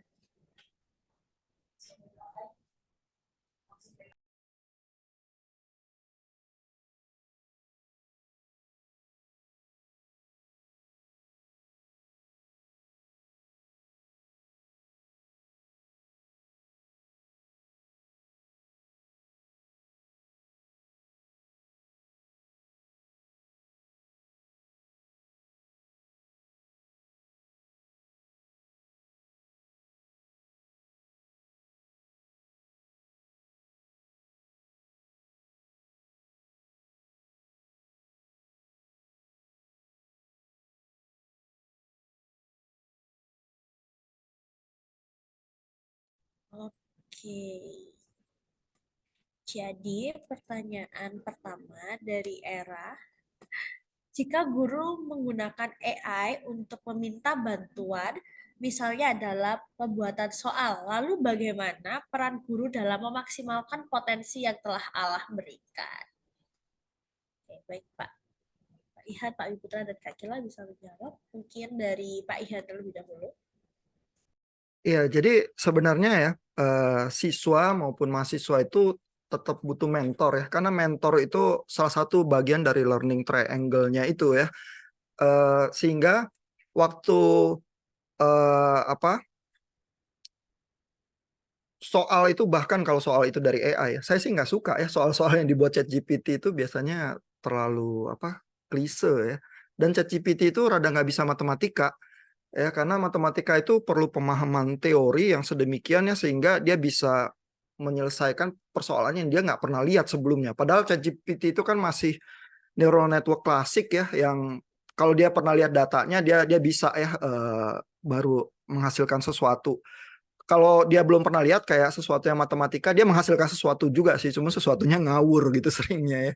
Nah, jadi mentor itu, guru itu masuknya ke situ tuh. Gimana caranya menyediakan guidance itu ya, walaupun soal dibuat oleh ChatGPT ya, siswa sama mahasiswa tetap perlu mentor itu untuk menolong ya di dalam perjalanan itu, katakanlah berinteraksi dengan AI atau berinteraksi dengan temannya, supaya interaksinya itu produktif ya, membuat dia tuh belajar lebih mendalam gitu. Karena AI ada kelemahan, peer learning juga ada kelemahan, nah si mentornya itu step in.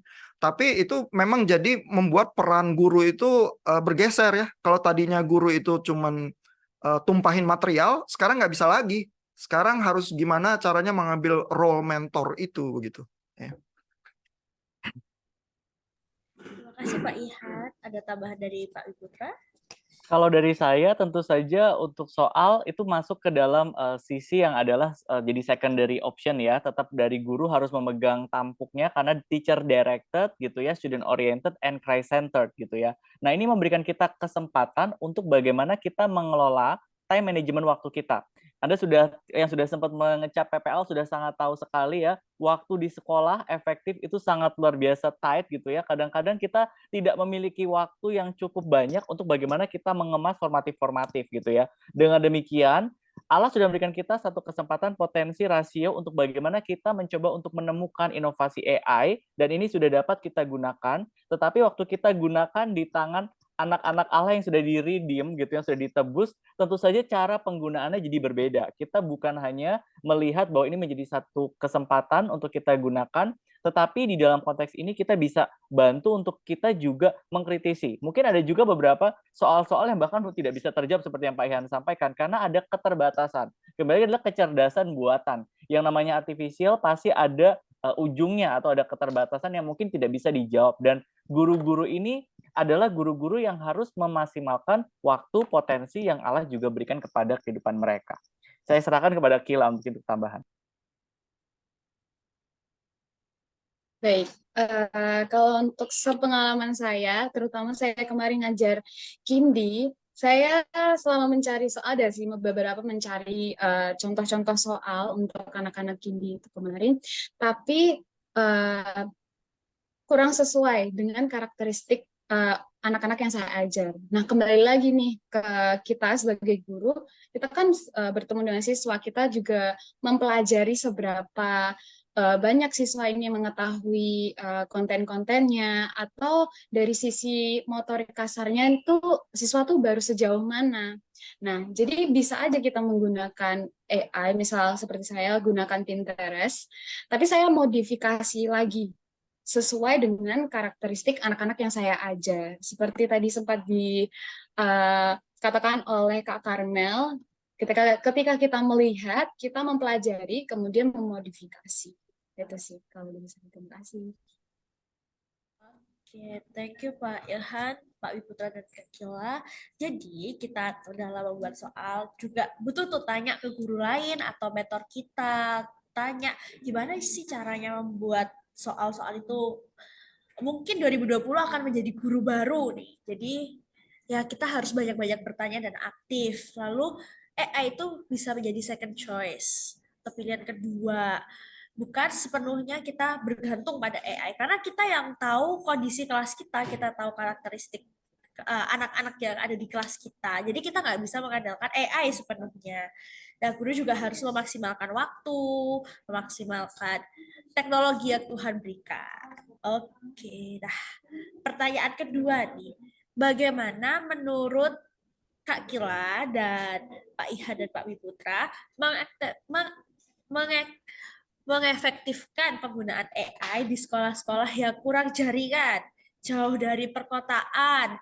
Apakah efektif menggunakan AI? Mungkin contohnya di Papua ya, Papua pedalaman atau Lampung yang susah sinyal. Siapa dulu nih, Bu? Dari Kak Kila dulu. Silakan, Kak. Oke, kalau dari saya juga belum terjun ke dalam sekolah-sekolah ya, teman-teman dan bapak-bapak. Nah, memang sih ya, contohnya di Papua Interior, beberapa sekolah di Papua Interior itu ada hanya beberapa, setahu saya, ada beberapa sekolah yang memang belum terjaring dengan jaringan internet lah ya. Nah, tapi itu bukan setahu saya, tapi itu nggak full, mereka tuh nggak dapat sama sekali internet. Ada beberapa kakak tingkat yang saya kenal dan mengajar di Papua itu, mereka mendapatkan jaringan internet, tapi tidak bisa 24 jam seperti kita. Jadi semisal seminggu tuh hanya berapa jam untuk mendapatkan sinyal internet dan sebagainya. Jadi itu kembali lagi ke manajemen dari gurunya. Kita meskipun kita di Papua, kita mengefektifkan nih kira-kira pada di jam-jam tersebut yang ada sinyalnya nih, misal kita buru-buru nih untuk cari apa sih yang up to date, apa sih yang harus kita kerjakan. Lebih seperti itu sih kalau dari saya. Terima kasih. Oke, terima kasih Kak Kila. Mungkin sekarang dari Pak Ihan, ada tambahan Pak? Ya, jadi sebenarnya kalau kita menempatkan teknologi itu sebagai alat bantu ya, seperti dibilang Bu Kila tadi, sebenarnya tetap ada akses ya, even di Papua, tapi aksesnya terbatas. Sehingga kita tuh bisa menyederhanakan ya model-model interaksi yang kita rencanakan ya. Misalnya kalau cuman gurunya yang bisa akses ChatGPT, ya gurunya aja yang menghasilkan pertanyaan itu, terus ada jawaban ChatGPT, terus itu didiskusikan di kelas ya, sehingga siswa itu bisa ya misalnya merespons terhadap gimana ChatGPT masuk akal atau enggak, terus ChatGPT mungkin salahnya di mana ya, dan diskusi yang semacam itu bisa juga sangat produktif ya, karena dengan demikian mereka merasakan juga ya interaksi dengan AI. Dan AI biasanya jawabannya cukup baik ya secara rata-rata, tetapi tetap punya kelemahan ya. Terus kita melakukan latihan itu di kelas begitu ya. Jadi bisa sih downgrade ke level yang memang di daerah itu alat bantunya itu tersedia di level itu. Persoalannya lain tentu soal grading ya. Kalau K3 disuruh debat mah susah ya, tapi K12 mungkin bisa ya. Mahasiswa lebih intens lagi ya. Tentu perdebatan di SD dengan perdebatan anak SMA atau perdebatan mahasiswa di level yang berbeda ya. Tapi kalau anak kecil berdebat, sebenarnya dia melakukan olah pikir juga kan, begitu ya. Selevel yang mereka bisa tangkap gitu ya. Dan itu juga tetap bisa interesting ya misalnya ya untuk dilakukan. Karena sebenarnya pencekokan itu memang menjemukan sih ya, tapi begitu kita berinteraksi, apapun hasilnya kita belajarnya jauh lebih intens gitu ya. Dan dalam hal ini saya ingin menunjuk ya ke arah visi misinya UPH ya, bahwa berbasiskan teologi reform ya, itu sebenarnya sesuatu yang berat ya, karena baik Luther maupun Calvin itu dua-duanya nggak suka dicekokin ya, dan itu bapak reformasi itu. Luther itu diekskomunikasi sama gereja Katolik ya karena ngelawan. Dia bikin mentornya itu pusing itu di gereja Katolik itu gitu ya. Calvin lari dari Paris ke Swiss begitu ya, karena takut kena ciduk terus dipenjara gitu. Karena dia kalau pidato atau berbicara bahasa-bahasanya mirip bahasa-bahasa Luther begitu ya. Nah, jadi kan kalau kita mau melakukan reformasi terus-menerus ya, itu nggak bisa tuh dicekokin, yang penting terima aja. Karena Luther sama Calvin tampaknya punya cara berpikir yang berbeda begitu ya. Tapi memang kalau semua orang berontak-berontak ya bikin susah ya. Artinya perlu penguasaan yang baik, tetapi perlu going beyond itu juga ya, nggak semua pencekokan. Karena kalau latihannya cuma pencekokan, nanti nggak bisa terjadi reformasi. Padahal visi misi kita bilangnya itu. Gitu ya. Terima kasih Pak Ihan dari Pak Wiputra. Pertanyaan ini menarik, cuma anonimus. Semoga masih bisa terdeteksi siapa yang bertanya, siapa tahu dapat hadiah dari Pak Ihan gitu ya. Kalau buat saya AI yang memang ada di area-area yang jauh dari jaringan dan lain sebagainya, ya berarti mereka perlu menginstal di server sekolah terkait. Berarti memang itu bisa dilakukan download dan lain sebagainya, memang tidak bisa digunakan untuk seluruhnya. Salah satu project daripada yang Anda juga tahu namanya Buku Aku gitu ya. Saya itu memberikan buku-buku digital yang memang luar biasa, buku-buku yang dipilihkan secara suguhan yang terbaik gitu ya. Kita juga berikan juga ada kesempatan menggunakan read to me. Jadi waktu kemudian buku itu dibacakan gitu ya, dibacakan dengan voice level yang memang sepertinya sedang membaca cerita. Kemudian waktu kita nggak ngerti, kita klik katanya, kemudian itu akan terhubung dengan Oxford, dan kemudian kita tahu kata itu artinya apa dalam bahasa Indonesia. Bagi saya itu bisa di-download, bagi mereka yang ada di daerah kota kecil dan jauh dari jaringan, tentu saja itu bisa mereka nikmati. Jadi biasanya kita akan sadurkan menggunakan USB dan lain sebagainya.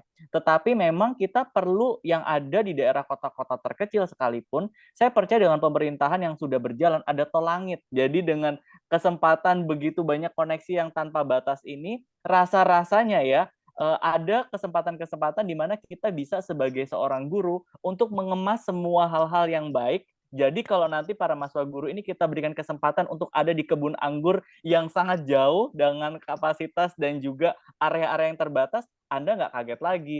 Tapi jangan minta, anak-anak nanti kumpul tugasnya di Facebook ya, atau di Instagram kirim saya. Wah, mereka harus naik tangki air dulu kali ya, untuk mereka mencoba untuk menjawab setiap tantangan-tantangan yang diberikan. Jadi kita harus juga melihat grounded daripada area yang memang kita dipercayakan nanti seperti apa. Jadi jangan asal-asal memberikan semua luxury yang kita punya sekarang di kampus, di UPH, dengan area-area yang punya keterbatasan tadi. Kalau dari saya seperti itu. Terima kasih. Oke, terima kasih Kak Miskila, Pak Ihan, dan Pak Wiputra.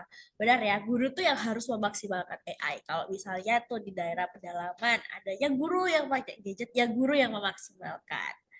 Nah, itu akan membuat belajar lebih intens. Untuk pertanyaan kedua tadi, Pak, itu ditanyakan oleh panitia, Titin. Iya.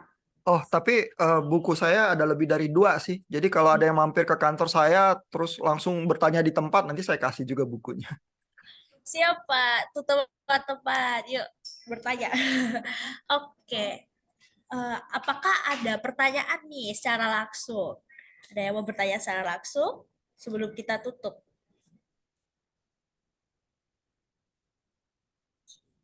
Oke, ada. Kak Jessica. Halo, Kak.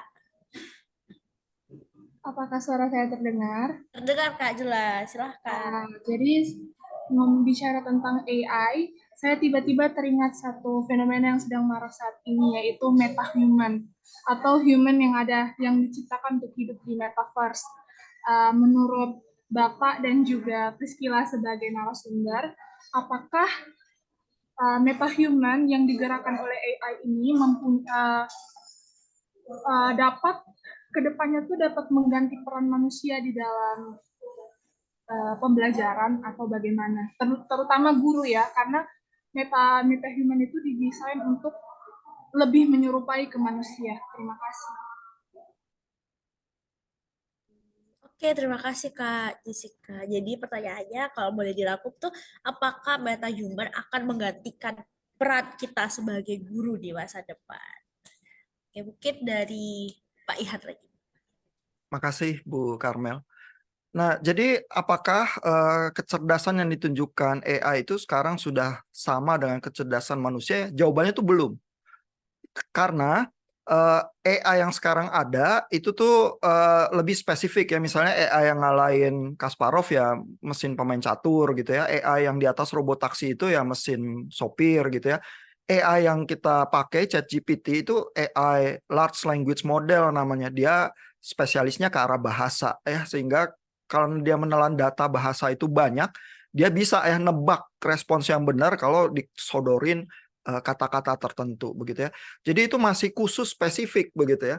Nah, yang dibicarakan di kalangan peneliti adalah apakah kita bisa membuat artificial general intelligence AGI itu namanya ya. Dan kalau teman-teman itu dengar ya, kabar terakhirnya Sam Altman ini kan ini direkturnya OpenAI ya, itu perusahaan yang bikin ChatGPT ya, itu dipecat barusan beberapa minggu ini ya. Karena alasannya dari board adalah dia tidak benar-benar jujur kepada board ya. Cuman tidak jujurnya apa nggak pernah dijelaskan ya.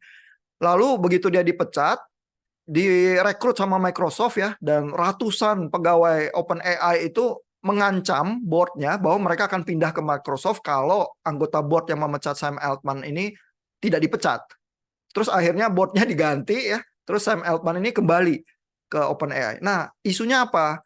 Nggak pernah diberitakan ke publik ya, cuma banyak analis-analis itu bilang mereka itu sedang melakukan percobaan, dan percobaannya itu melatih AI-nya sedemikian rupa sehingga bisa menghasilkan artificial general intelligence.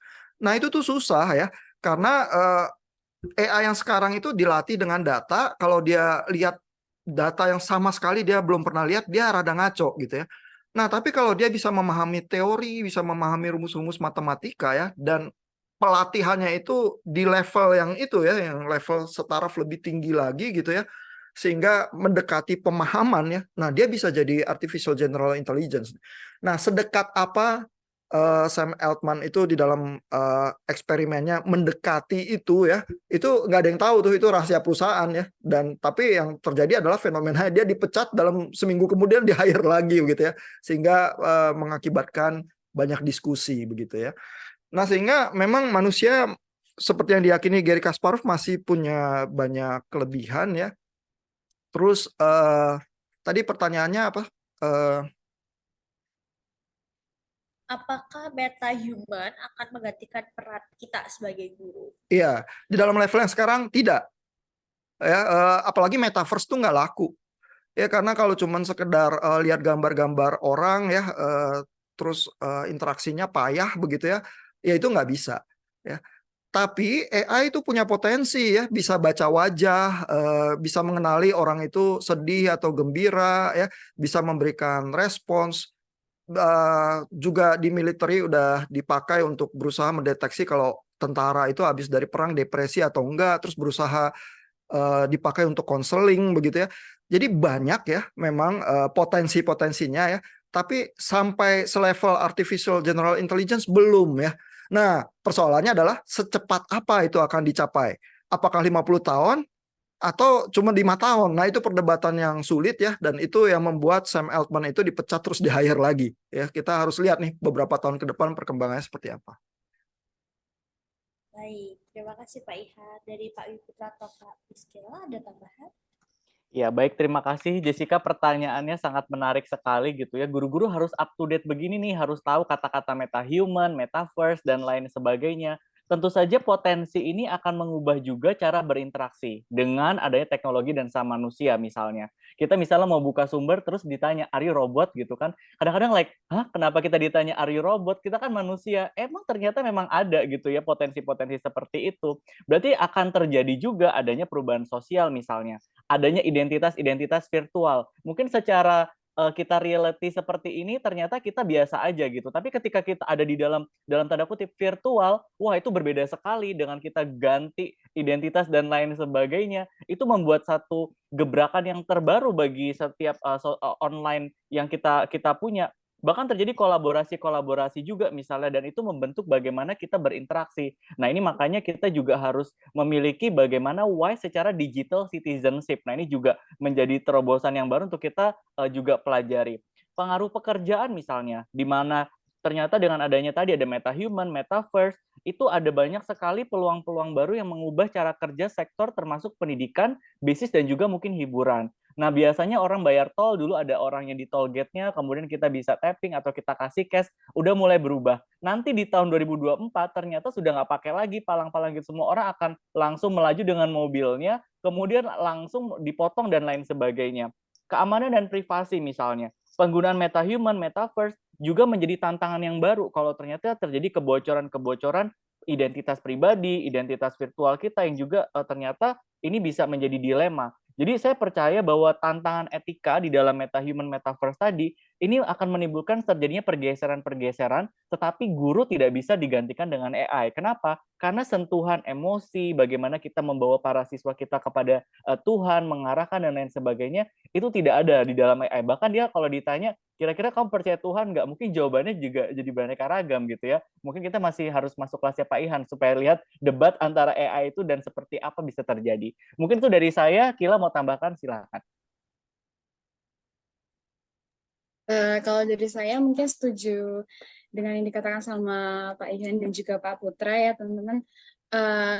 Kekurangannya yaitu AI ini nggak bisa menggantikan guru dari sisi emosi. Karena terlihat dari beberapa masalah yang timbul dari sekolah yang saya ajar kemarin, itu gimana anak-anak berperilaku yang baik, misalnya dari mereka game online, mereka belum bisa mencerna mana sih yang harus mereka tiru dan mereka lakukan, mana yang baik dan yang benar. Nah, itu sih. Oke, terima kasih Pak Ihan, Pak Wiputra, dan Kak Kila. Jadi, apakah metahuman akan menggantikan peran guru? Jawabannya tidak. Kita diberikan akal budi oleh Tuhan, beda dengan robot atau AI. Oke, terima kasih untuk Pak Wiputra, Pak Iha, dan Kak Priscila untuk waktu dan kesempatannya kita bisa sharing-sharing. Terima kasih. Nah, satu statement, closing statement dari saya, Tuhan menciptakan manusia itu dengan unik dan memiliki akal budi. Setiap AI juga diciptakan oleh manusia. Jadi kita harus lebih kreatif daripada AI. Sekian dari saya akan kembalikan kepada MC. Terima kasih. Baik, terima kasih. Boleh kita berikan apresiasi sekali lagi untuk pembicara kita dan juga kepada moderator kita yang sudah memimpin sesi kita dengan baik. Boleh Kak berikan love atau jempol pada Future Reaction. Oke, baik. Selanjutnya adalah sesi penyerahan sertifikat. Nah, untuk sertifikat yang pertama yaitu untuk Pak Ihan akan dibagikan oleh Kak Andrea. Dipersilakan.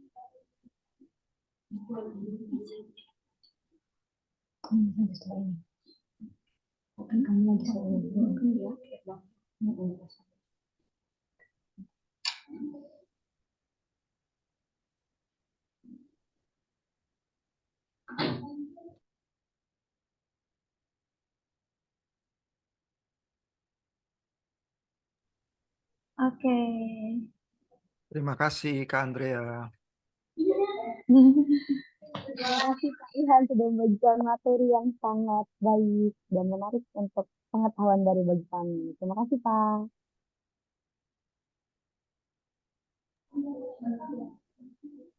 Oke, mungkin kita bisa foto bersama dulu ya Pak. Boleh kasih gayanya. 1, 2, 3. Kamu aja lah semuanya. Oke, baik. Ya. Sudah. Terima kasih Kak Andrea dan Kak Ihan. Selanjutnya yaitu untuk Pak Wiputra akan dibagikan oleh Kak Catherine. Dipersilakan. Oke, terima kasih Pak Putra untuk materi yang sudah disampaikan. Berikut sertifikat dari kami. Terima kasih, diterima secara virtual. Baik Pak, kita akan dokumentasi foto bersama dulu. Silakan bergaya 1, 2, 3. Baik, oke. Lanjut, silahkan mungkin Kak Ilda bisa. Untuk selanjutnya, untuk Kak Priscila akan diserahkan oleh Kak Setiani. Dipersilakan.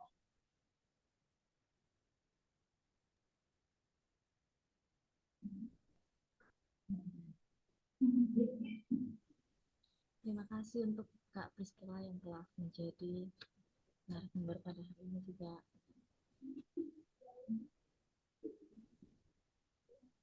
Terima kasih rekan-rekan. Dan kita mau dokumentasi dulu. 1, 2, 3. Nah, sertifikat selanjutnya akan diberikan kepada moderator kita, Kak Karmel, yang akan diserahkan oleh Kak Endang.